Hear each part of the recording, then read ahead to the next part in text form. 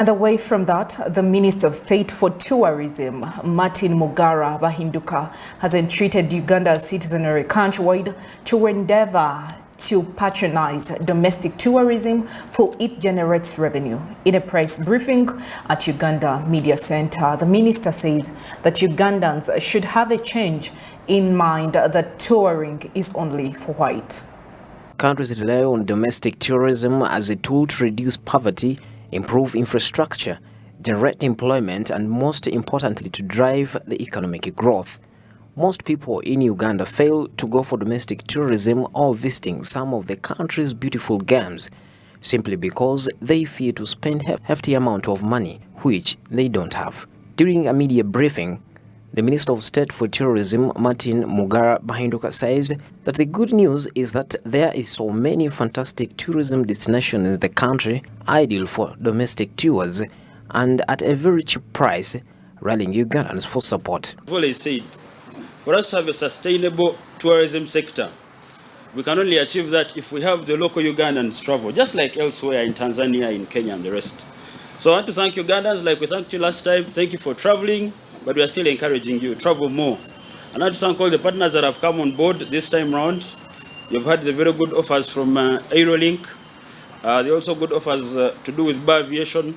And we are saying Ugandans should have an option. If you want to travel and you can afford 840,000 to go to any of the parks outside Kampala and back, do it if you think that the distance on road is a bit exhaustive. Uganda is the most beautiful, I can testify, the most beautiful country.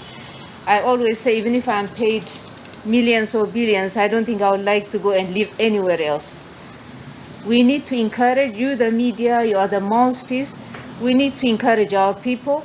The perception has to change. The perception of to visit, it is expensive. It's really not.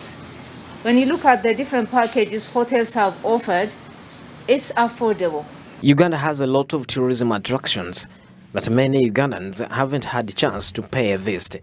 And to this effect, the minister says that as we are heading for Easter Monday, Ugandans should stand a chance to adventure at unaffordable expenses.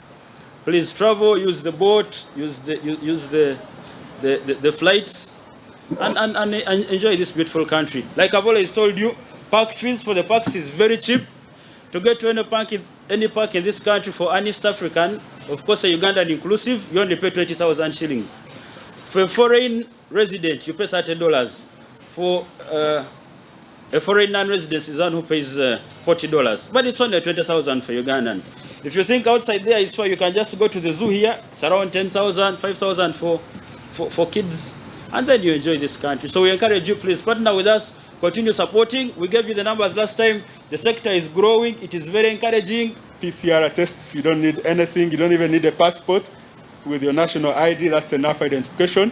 You can just drive to Entebbe and enjoy the experience of flying around Uganda. According to the Uganda Wildlife Authority, the number of local visitors to national parks increased significantly in 2020 and 21 from the years before COVID-19 struck. Semliki National Park recorded 5,137 local visitors in the first half of 2021, up from 4,674 locals who visited the park in the whole of 2019. Bedson Mumbere, Smart.